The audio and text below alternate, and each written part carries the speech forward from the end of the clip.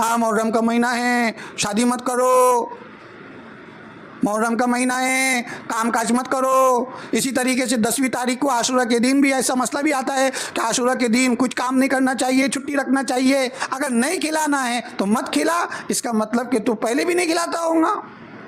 سوال وہی کرتا ہے جسے نہیں کھلانا ہے، جو چیز جائز نہیں اس چیز کے اندر ایک نمبر پر، اور جو چیز کے جواز ملتا ہے اس میں ہم پیچھے اس میں ٹانگا کھینچنے والے ہیں۔ جی السلام علیکم ورحمۃ اللہ وبرکاتہ۔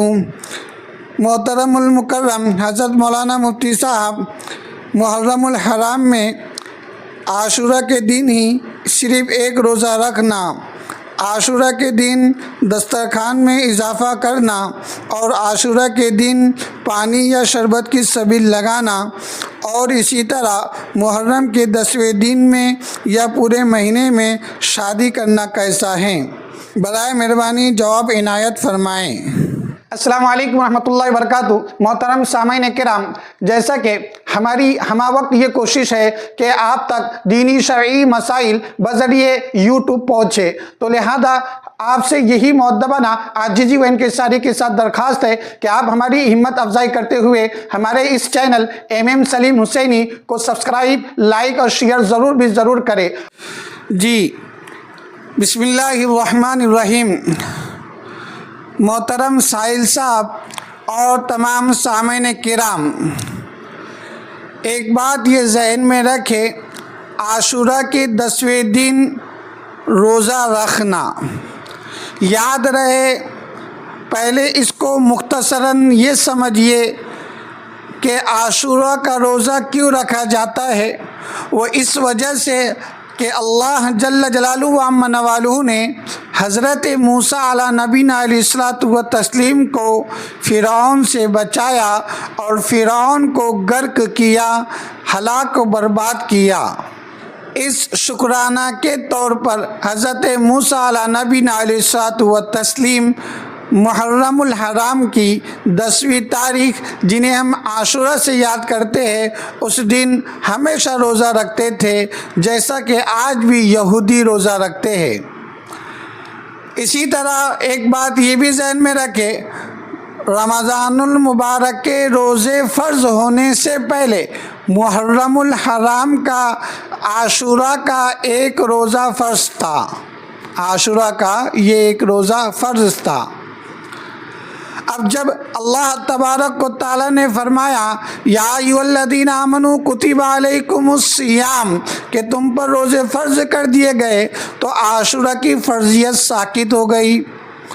اب چونکہ رسول اللہ صلی اللہ علیہ وسلم محرم الحرام کا روزہ رکھتے تھے، وجہ اس کی ایک یہ بھی تھی کہ رسول اللہ صلی اللہ علیہ وسلم کو جب اس بات کا علم ہوا کہ یہودی عاشورہ کو فرعون سے نجات ہوئی اور فرعون ہلاک ہو گیا، حضرت موسیٰ علیہ نبینا علیہ السلام آزاد ہوئے اپنی قوم بنی اسرائیل کو لے کر، تو اس شکرانہ کے طور پر یہودی روزہ رکھتے ہیں، تو انہوں نے کہا تھا کہ ہم اس سے زیادہ حقدار ہیں، تو رسول اللہ صلی اللہ علیہ وسلم کے اس قول پر آپ محرم کی 10ویں تاریخ کا روزہ رکھتے تھے۔ الغرض 10ویں تاریخ محرم الحرام کی 10ویں تاریخ کا روزہ رسول اللہ صلی اللہ علیہ وسلم سے صحیح احادیث سے ثابت ہے، جو کہ ایک سنت بھی ہے۔ اب یاد رہے کہ پھر دوبارہ رسول اللہ صلی اللہ علیہ وسلم کو اس بات کا علم ہوا کہ یہودی ایک روزہ رکھتے ہیں، تو فرمایا ہم یہودیوں کے برابر کے نہیں ہیں، اس لیے میں اگر آئندہ سال زندہ رہوں گا تو 9ویں تاریخ کا بھی روزہ رکھوں گا۔ یہ روایت موجود ہے۔ تو حضرات گرامی، فقہائے کرام فرماتے ہیں کہ محرم الحرام کے مہینے میں 2 روزے رکھنا، ایک 9، 10 یا 10، 11، 9ویں 10ویں یا 10ویں 11ویں تاریخ کا روزہ رکھنا، ایک روزہ عاشورہ کے ساتھ ملانا مستحب ہے، کیونکہ من تشبہ بقوم فہو من، کہ یہودیوں کی مشابہت نہ ہو جائے، اس لیے رسول اللہ صلی اللہ علیہ وسلم نے کہا آئندہ سال اگر میں زندہ رہا تو ضرور 2 روزے رکھوں گا۔ تو اس لیے یاد رہے بہتر اور اعلیٰ طریقہ یہی ہے کہ 2 روزے رکھے، 9ویں یا 10ویں تاریخ کا یا 10ویں یا 11ویں تاریخ کا۔ اگر بالفرض 2 روزے رکھنا نہ ہوئے، 9ویں تاریخ کا روزہ نہ رکھ پائے یا 11ویں تاریخ کا روزہ نہ رکھے، صرف 10ویں ہی تاریخ کا روزہ رکھے، تو یاد رہے یہ بھی ایک روزہ رکھ سکتے ہیں، لیکن اعلیٰ افضل طریقہ یہ ہے کہ ایک روزہ ساتھ میں ملا لے۔ اب اسی طریقے سے دوسرا آپ نے مسئلہ پوچھا ہے کہ عاشورہ کے دن دسترخوان میں اضافہ کرنا، عاشورہ کے دن دسترخوان میں اضافہ کرنا۔ اب یاد رہے بہت سارے لوگ پریشان ہیں۔ وہ کیسے پریشان؟ وہ ایسے پریشان ہیں کہ جو کوئی اچھا کام کرے تو وہ اچھا کام نہ کرے، جو کوئی اچھا کام کرے تو وہ اچھا کام نہ کرے۔ اب اس کے اندر روایتوں کے اندر اعتراض کرنا شروع کر دیا گیا کہ ضعیف روایتیں ہیں، ضعیف روایتیں ہیں۔ ہاں بھائی، روایتیں اگرچہ ضعیف ہے، لیکن جب اکثر طرق سے آ جائے اور ایک سے زائد روایتیں جمع ہو جائے تو وہ حسن روایت ہو جاتی ہے۔ ایک بات یہ یاد رکھے، 10ویں تاریخ کو دسترخوان میں اضافہ کرنا یعنی گھر کے اہل و عیال کے لیے کھانا تھوڑا زیادہ سے زیادہ اچھے سے اچھا بنانا، یہ بھی ایک ثواب ہے اور پورا سال خیر و برکت کا باعث بنتا ہے، جیسا کہ فضیلت ہے۔ تو ایک بات یہ ذہن میں رکھے، ضعیف روایتیں فضیلت کے باب میں جائز ہے، یعنی فضیلت کے باب میں اس کو عمل کر سکتے ہیں، باعتبار فضیلت یہ عمل کر سکتے ہیں۔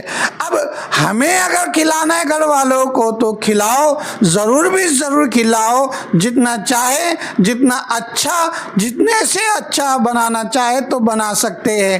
اگر نہیں کھلانا ہے تو مت کھلا، اس کا مطلب کہ تو پہلے بھی نہیں کھلاتا ہوگا۔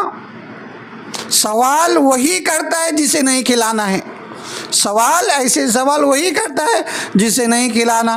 تو یاد رہے یہ بھی روایتیں اس کی موجود ہے، اگرچہ ضعیف روایت ہے لیکن فضیلت کے باب میں ضعیف روایتیں جائز ہے، چلتی ہے۔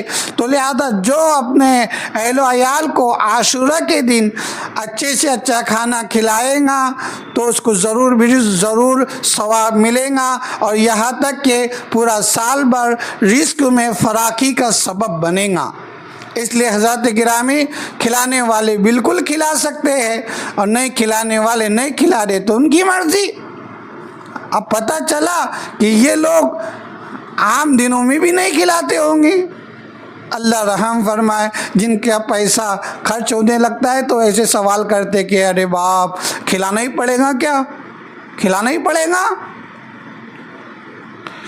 الغرض یاد رہے، اسے واجب فرض نہ سمجھے، ضروری نہ سمجھیں کہ یہ واجب ہے، یہ فرض ہے، یہ کرنا ہی پڑتا، پیسہ نہیں ہے، لوگوں سے قرضہ لے رہا اور لوگوں سے بیاج سے پیسے لے رہا یا لوگوں سے بھیک مانگ رہا یا کسی بھی ذرائع سے مانگ کر گھر کے اندر فراخی کا سبب کروا رہا کہ چلو ضروری ہے، ایسا نہیں ہے۔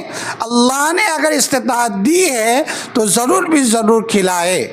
اللہ نے اگر استطاعت دی ہے، اگر استطاعت نہیں ہے، جتنی استطاعت ہے اپنے اعتبار سے کرے۔ اس کا مطلب یہ نہیں کہ پورا مارکیٹ اٹھا کر لے کے آ جائے گھر کے اندر۔ آپ روزانہ آدھا کلو گوشت کھاتے تھے، 1 کلو گوشت لا لے، تو یہ بھی اضافہ کر لیا آپ نے۔ تھوڑے پھل فروٹ لا لے۔ آپ چاول بریانی روزانہ آدھا کلو بناتے تھے، آج 1 کلو کی بنا لے۔ یعنی دل خوشی کے ساتھ تھوڑی اچھی سے اچھی چیز اور اضافے کے ساتھ لائے تو انشاءاللہ تعالی جو روایت ہے کہ جو عاشورہ کے دن کھلائے گا تو اس کو سال بھر رزق کی فراخی ملیں گی، رزق میں اضافہ ملے گا۔ اللہ تبارک و تعالی عمل کرنے والا بنائے۔ اسی طریقے سے عاشورہ کے دن پانی یا شربت کی سبیل لگانا، اب یہ جائز ہے کیا؟ اس کے اندر لوگ آگے بڑھے رہتے.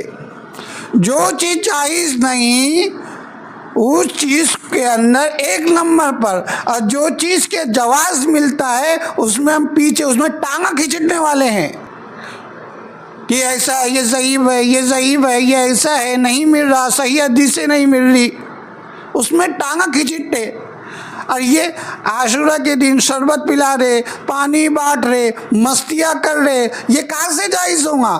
یاد رہے عاشورہ کے دن یا محرم الحرام کے پورے مہینے میں کبھی بھی اس نیت سے شربت یا سبیل لگانا پانی کی کہ حضرت حسین رضی اللہ تعالیٰ عنہ کو پانی نہیں ملا تھا، اب ہم پانی تقسیم کر رہے ہیں، یا جو بھی اللہ رحم فرمائے. فتنے تو عجیب و غریب ہے اور عجیب و غریب بدعت و خرافات پھیلی ہوئی ہے.